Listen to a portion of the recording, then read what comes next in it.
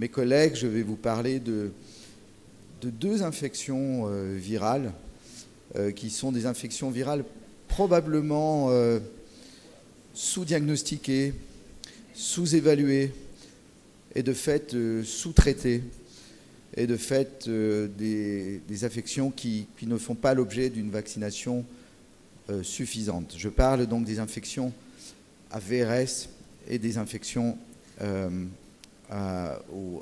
du zona.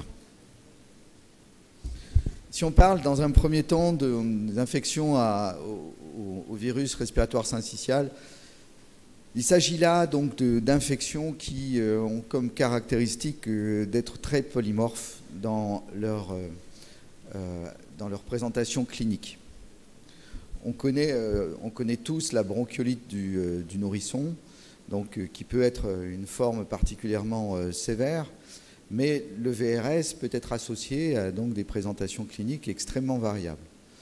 Donc, il s'agit là d'un virus à ARN, vous le voyez là, il y a deux sérotypes possibles, sérotype A et B.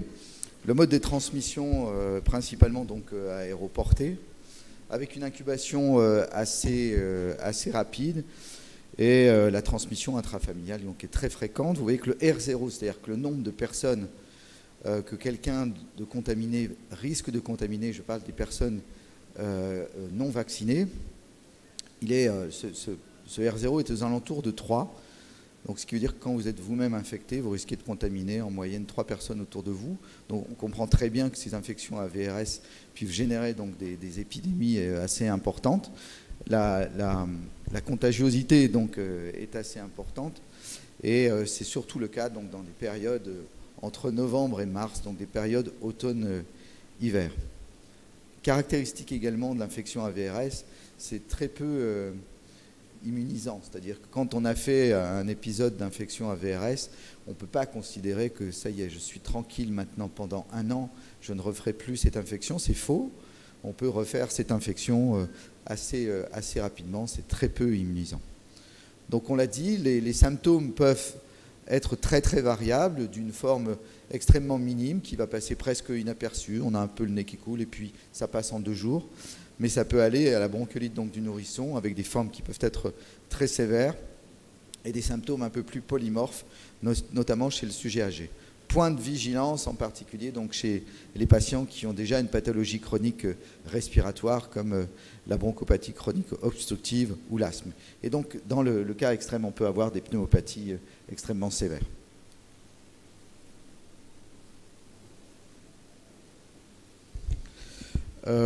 Cette plaque qui finalement n'est pas très originale dans le sens où les résultats que vous voyez là, si vous prenez le temps tranquillement de les analyser, c'est des résultats finalement assez attendus. De quoi est-ce qu'on parle? On parle donc de la reproduction de ces infections à virus respiratoire syncytial au cours du temps. Donc vous voyez sur la partie gauche de la diapositive, donc il faut prendre le temps de regarder, il s'agit là de l'incidence des hospitalisations par âge. Vous voyez qu'en abscisse, vous avez des tranches d'âge qui vont de 18-49 jusqu'à plus de 85 ans. Et puis, par saison, c'est-à-dire, vous voyez, donc des années, c'est des couleurs. Et puis, c'est 2 cohortes américaines. Donc, il y a des couleurs, il y a des croix qui sont de 2 types.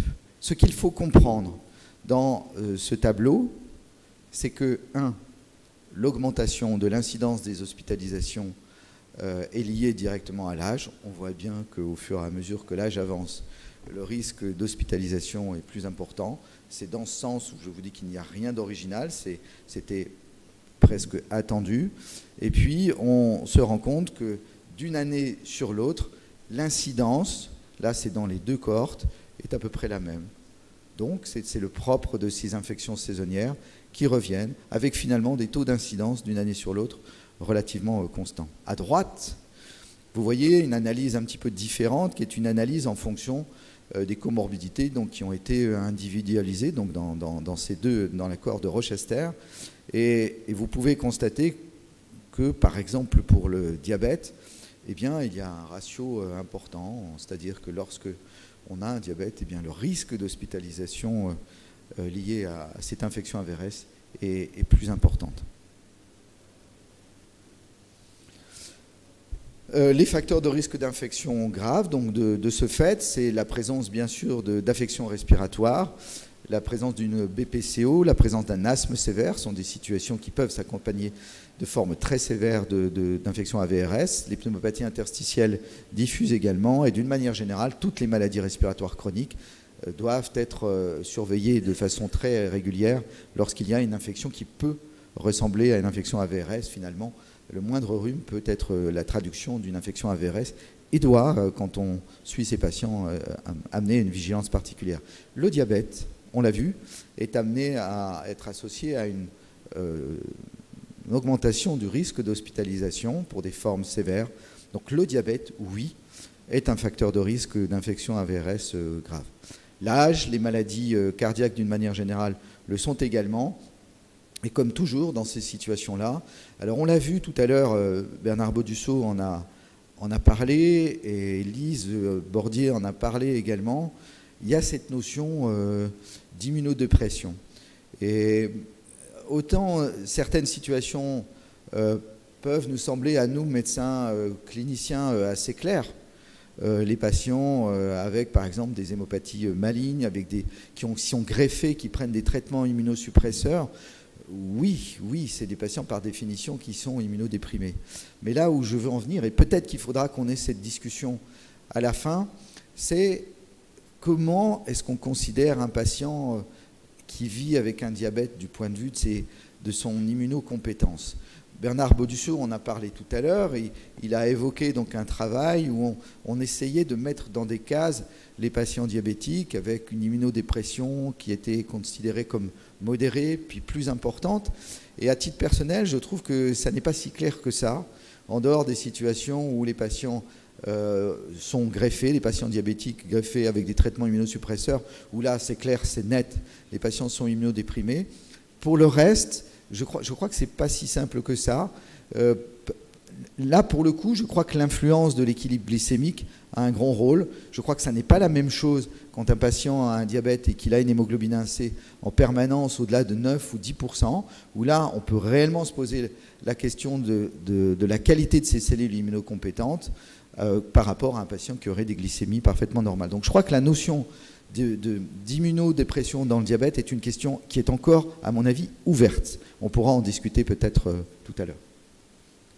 On dispose de vaccins, comme ça a été dit par Bernard Baudusseau aussi tout à l'heure. On dispose donc de vaccins contre l'infection à VRS. Je vous rappelle que c'est quand même une infection qu'on peut diagnostiquer rapidement. Il y a un test très rapide, comme pour la grippe, pour affirmer donc le diagnostic. Et on a donc maintenant des vaccins pour prévenir ces infections à VRS. Donc vous voyez qu'il y a des vaccins, donc l'Arexvy, donc vaccin recombinant monovalent, avec dans une population de plus de 65 ans, chez plus de 24 000 sujets, on a pu montrer une protection de plus de 82% contre les infections respiratoires basses. C'est finalement le point le plus important, et notamment contre les formes sévères, donc avec plus de 94% de protection.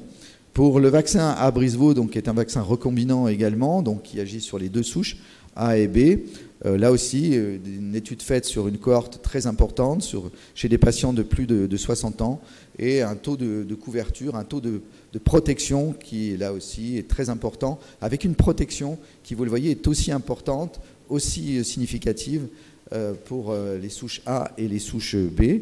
Et puis un dernier vaccin qui est un vaccin à ARN, donc on a vu un petit peu les différents types de vaccins tout à l'heure, qui là aussi un vaccin à ARN qui a été largement bien exploré et qui lui aussi s'accompagne d'une protection contre les infections respiratoires basses tout à fait significative, avec en particulier une équivalence sur les souches A et les souches B. Donc il y a des recommandations pour la vaccination contre le VRS. La HAS donc, a considéré que pour les patients de plus de 75 ans, eh bien, il fallait vacciner, mais aussi, vous le voyez sur l'écran, chez les sujets de plus de 65 ans qui présentent des pathologies respiratoires chroniques. Alors on voit en particulier les pathologies cardiaques et les pathologies respiratoires, mais là encore, on parle aujourd'hui du diabète. On peut légitimement se poser la question de cette vaccination chez les patients diabétiques dont l'immunocompétence ne serait peut-être pas peut-être pas tout à fait bien conservés. Donc ces deux vaccins peuvent être associés avec le vaccin contre la grippe, donc ça c'est un point important. Et la question de savoir si une seule vaccination contre le VRS est suffisante reste encore ouverte. Il y a eu des travaux qui ont été réalisés pour voir si d'une année sur l'autre, si avec une vaccination ça suffisait, s'il fallait faire 2 vaccinations à 1 an d'intervalle. Finalement, la couverture vaccinale semble suffisante avec une seule vaccination. Ça reste encore assez ouvert et donc pour l'instant on conseille une seule vaccination, mais peut-être que ces recommandations-là seront modifiées ultérieurement. Enfin, la HAS a recommandé de vacciner donc les femmes enceintes entre la 32e et la 36 semaine d'aménorrhée avec le vaccin Abrysvo, le but étant d'induire une immunisation passive chez le fœtus pour éviter les épisodes de bronchiolite chez le nourrisson. Donc voilà un petit peu schématiquement ce qui est conseillé, l'âge en premier facteur essentiellement de vaccination et puis la présence de comorbidités principalement cardio-respiratoire pour proposer donc cette vaccination contre le VRS. Donc voilà les premières recommandations. C'est probablement une situation qu'on va être amené à rencontrer de plus en plus souvent. Il faut être capable de la diagnostiquer et puis il faut être capable à ce moment-là de l'intégrer dans notre raisonnement et de proposer donc à nos patients, en tout cas ceux au-delà de 75 ans, voire ceux au-delà de 65 ans avec des comorbidités, de se faire vacciner. Parlons maintenant des particularités de l'association Diabète et Zona. Donc une association qui est une association significative. On va le voir, les chiffres sont parlants, ils sont constants. Donc le Zona, vous le savez, est une résurgence du virus de la varicelle. Après ce premier épisode de varicelle, donc d'éruption vésiculeuse dans l'enfance, eh bien, il peut y avoir une période de latence qui va durer des années, voire des dizaines d'années, avant de voir l'apparition d'un épisode de résurgence sous la forme d'un Zona. Ça reste encore assez mystérieux sur l'origine de ces poussées de Zona. Et vous voyez donc à droite à quoi ressemble donc une éruption, cette éruption vésiculeuse sur un territoire métamérique, donc en général au niveau du thorax ou au niveau intercostal. Et donc on a en moyenne sur des statistiques américaines environ un adulte sur 3 qui va présenter un épisode de Zona au cours de sa vie. L'évolution naturelle, c'est d'abord une phase aiguë, avec des prodromes qui sont des prodromes très atypiques, finalement, une espèce de syndrome pseudo-grippal, des signes vraiment très atypiques, et puis une éruption vésiculaire donc, qui va survenir de façon unilatérale et dans des territoires qui peuvent être plus ou moins dangereux. Donc là, vous avez l'exemple d'une éruption d'un zona ophtalmique qui, chez les personnes diabétiques, est plus fréquent, et en général plus grave. Et chez les personnes diabétiques qui pourraient avoir déjà une atteinte ophtalmique liée à leur maladie diabétique, eh bien l'apparition d'un zona ophtalmique pourrait compromettre encore un petit peu plus le pronostic visuel. Et puis il y a, à distance de l'épisode aigu, lorsque celui-ci disparaît, il peut y avoir des récurrences. Voilà, ça peut revenir. Ça n'est pas parce qu'on a fait un épisode de zona que ça y est, on est immunisé à vie. Pas du tout. Il y a donc un risque de récurrence qui est plus ou moins variable selon les études. Et puis, il y a surtout l'apparition de ces névralgies post-zosterniennes, de ces douleurs, qui sont des douleurs qui peuvent apparaître jusqu'à 30% des cas et qui peuvent être extrêmement invalidantes pour les personnes qui en sont les victimes. Chez le patient immunodéprimé, avec toutes les réserves que je vous ai données tout à l'heure, de quels sont les patients qu'on considère comme étant immunodéprimés, on a vu quelques exemples, les symptômes peuvent être vraiment très importants, très marqués, et les manifestations cutanées peuvent, vous le voyez donc sur cette photo, être caractérisées par des formations qui sont plus importantes, qui durent plus longtemps, qui sont plus larges, plus nombreuses, avec une base hémorragique, comme vous le voyez là sous l'omoplate droit. avec une distribution soit classique, soit des lésions très atypiques disséminées sur l'ensemble du corps.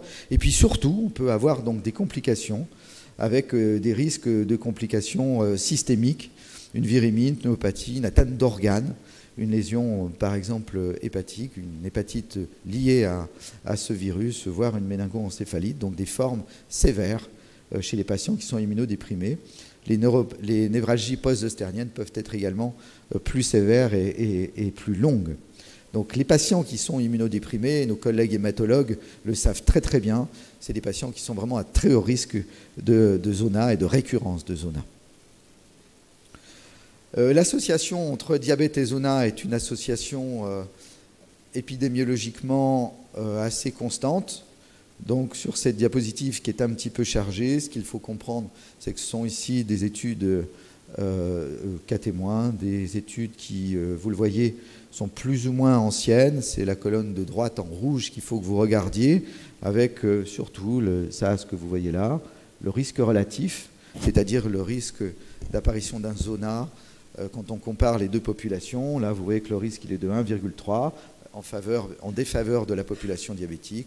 Les patients diabétiques ont un sur-risque d'environ 30% de développer ce zona. Même chose dans cette étude-là, où là on était même à 2 fois plus de risque, et on retrouve la même chose donc, dans les autres études. Donc on le retrouve de façon constante, y compris là, sur des études qui sont des études un peu plus récentes. De nouveau, un sur-risque là, sur la population en général, qu'elle soit plus jeune ou plus âgée. On retrouve systématiquement ce sur-risque de zona dans la population vivant avec un diabète. Donc le diabète fait le lit du zona et des formes plus sévères et des formes des douleurs zostériennes plus importantes. Est-ce qu'il y a un lien lorsque un patient est diabétique? Est-ce qu'il y a un lien avec l'âge? C'est-à-dire, est-ce que quand on a un diabète, l'âge joue un rôle? L'âge joue un rôle on l'a vu, sur le risque de zona. Est-ce que quand on a un diabète, ce sur-risque lié à l'âge existe encore? On a l'impression que non. Quand on regarde cette méta-analyse, on a l'impression que la présence d'un diabète gomme l'effet de l'âge. Sur cette méta-analyse, vous voyez que chez les personnes en dessous de 50 ans, eh bien, on a ce sur-risque de zona, et que chez les personnes où c'était l'inverse, en dessous de 50 ans et là au-dessus de 50 ans, eh bien là aussi, on a un sur-risque de zona lié à ce diabète, et avec à peu près une équivalence. L'âge semble ne pas influencer l'apparition d'un zona lorsqu'on vit avec un diabète. Est-ce que le type de diabète joue un rôle? On pourrait penser qu'effectivement, oui, le diabète de type 2, c'est les patients un peu plus âgés, des patients, peut-être que le sur-risque est plus important au cours du diabète de type 2. Ce n'est pas tout à fait vrai. On se rend compte que là, pour le diabète de type 1, le sur-risque, vous le voyez là, je ne rentre pas dans les chiffres, mais ils sont équivalents. Ils sont équivalents avec ceux que vous voyez là, c'est-à-dire au cours du diabète de type 2. On a l'impression que quand on a un diabète, ni l'âge, ni le type de diabète n'influence donc le sur-risque de zona. La présence d'un diabète en tant que tel augmente le risque de zona. Par contre, ce qui va influencer la fréquence, c'est aussi les comorbidités. Sur cette diapositive, vous voyez représenter donc, les chiffres en présence d'un diabète plus, par exemple, des maladies cardiovasculaires, avec un risque relatif qui est augmenté, un diabète, une insuffisance cardiaque, avec un risque relatif qui est augmenté, un diabète avec une BPCO, là aussi le risque est augmenté, et on voit donc qu'en fonction des tranches d'âge, bien sûr, le sur-risque augmente, et il augmente d'autant plus que les comorbidités sont importantes. De la même manière, la récidive, pas simplement l'apparition d'un zona, mais la récidive, on a vu que les récidives apparaissaient dans 5 à 30% des cas selon les séries. Eh bien, le risque de récidive, il est plus fréquent chez les personnes qui présentent des comorbidités. À droite, vous voyez des patients entre 18 et 60 ans, on va dire, qui ont des comorbidités. Donc le UC veut dire que underlying condition, ça veut dire que ces patients qui ont des comorbidités, elles ont été listées, je ne vais pas rentrer dans ce détail-là, et vous voyez qu'il y a donc un sur-risque de récurrence. Et puis, à droite, vous voyez, il y a eu un petit décalage.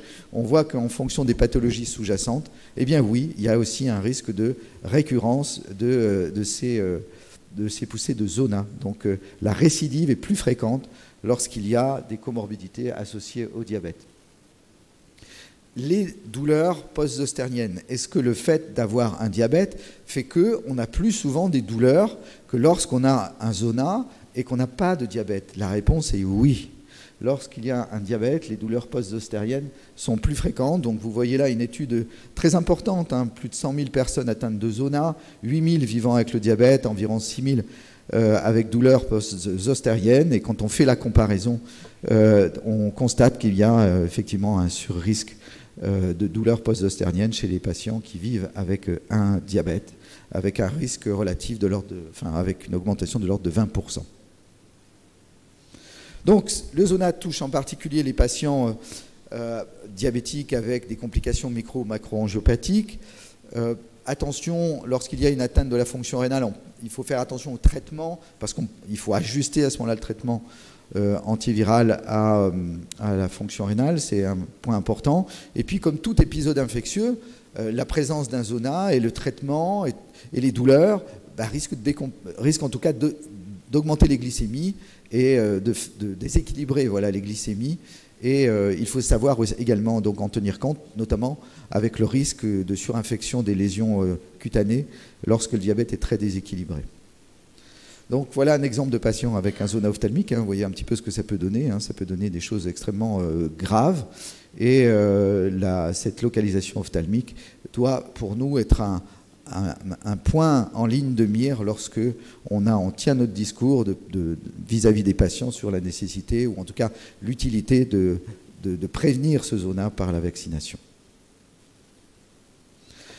L'efficacité des vaccins, donc là c'est un peu historique, c'était l'utilisation du vaccin vivant atténué. Donc ce vaccin, je vous rappelle qu'il est plus commercialisé depuis juin 2024, mais ce qu'il faut voir, c'est que ce vaccin était efficace sur l'incidence du zona selon les tranches d'âge, mais également selon les pathologies. Et dans le diabète en particulier, je vous l'ai entouré en rouge, ça fonctionnait plutôt bien.